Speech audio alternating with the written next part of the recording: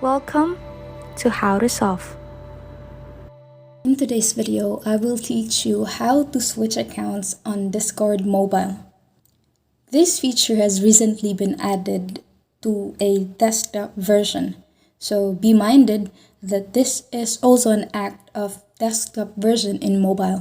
This means that if you don't have a desktop but you wish to experience switching Discord accounts, which is in mobile, then this is for you.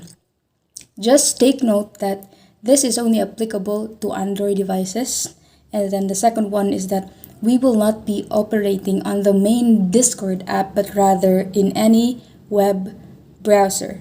So the first thing you need to do is to go to any web browser in your phone. So in my case, I'll be using Google Chrome.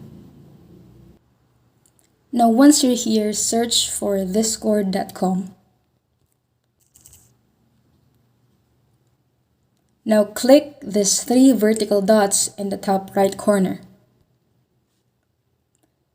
Now you'll see this desktop site and then click on that. So if your account is not logged in to your Discord app, then this site will ask you to log in.